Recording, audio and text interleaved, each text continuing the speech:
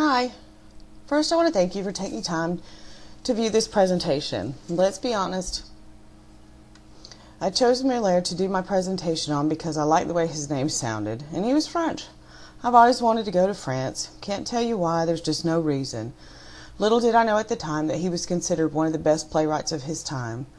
So all I ask is for you to sit back for the next few minutes and allow me to share with you what I've learned about Molière. Molière went by his stage name, but he was born Jean-Baptiste Poquelin. His father was an upholsterer to the king, and Molière was expected to follow in his father's footsteps. His mother was a devout Christian woman. Molière showed little or no interest in following in his father's business. In that day and age, that's exactly what was expected of him. Fortunately for him, his father's shop was located near two theaters, very close. One was the Pont Neuf Theater, where comedians performed plays. This wasn't your traditional theater at that time, and the actors performed on the streets outside of the theater. Young Molière truly enjoyed watching their antics. The other theater was the Hotel Bourgogne.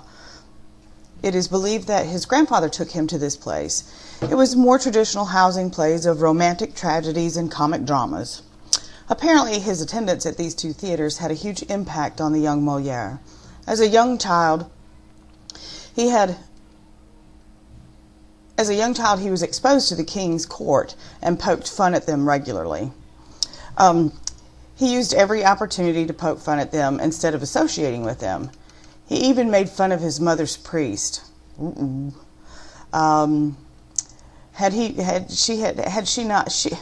She would have deterred him from this had she not passed when he was 12 years old. As Molière grew into a man, he was able to obtain an education with a law degree. He also studied Latin and Greek. He eventually turned his head at the thought of the legal profession and even following in his father's footsteps. He had theater in his heart. That's all he wanted. His exposure to all of this as a young boy had quite an impact on the young man. His antics followed him and were foremost in his mind. His exposure to the theater near his father's shop had quite an impact. At the ripe old age of 21, he decided to dedicate his life to the theater and incorporated an acting troupe called the Illustre Theater. I believe that's how you pronounce it.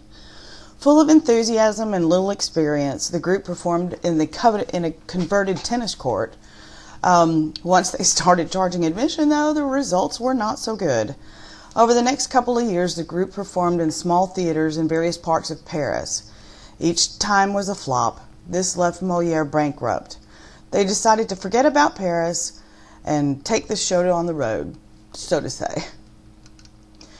Over the next 12 years, they worked on their skills as actors, and Molière continued to perfect his art as a director and as an actor.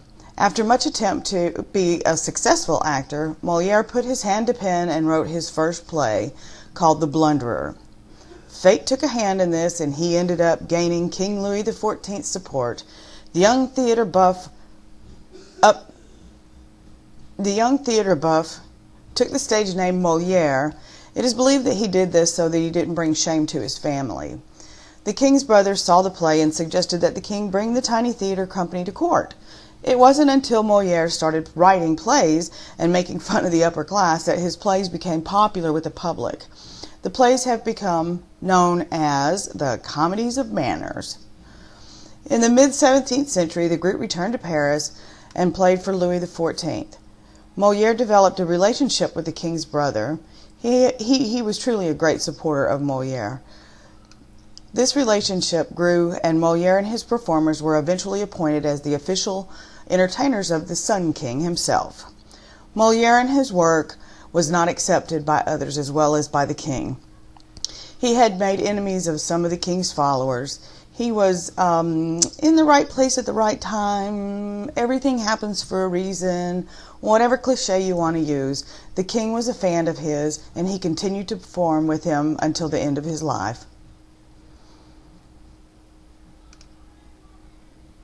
Molière's life ended in the late 1600s. He had developed lung ailment while performing in the play The Imaginary Invalid. He suffered a hemorrhage during the coughing fit, but insisted on continuing. He died at a very young age of 51 shortly after. Leaders in the church refused his last rites. Actors had no social standing at that time, nor was he allowed a formal burial. Eventually, the king, in a very private gathering after dark, allowed him to be buried in the cemetery St. Joseph. Molière was a great playwright of his time. He wrote many works and played roles in some of them as well. An award was created called the Molière Award, that recognized excellence in French theater. This award is our equivalent to the Tony Awards. Molière was thought to have been equivalent to many great playwrights, one being Shakespeare. This award is presented during a gala called, in the English translation, the Night of Molières. What an honor, don't you think? Thank you for spending these minutes with me.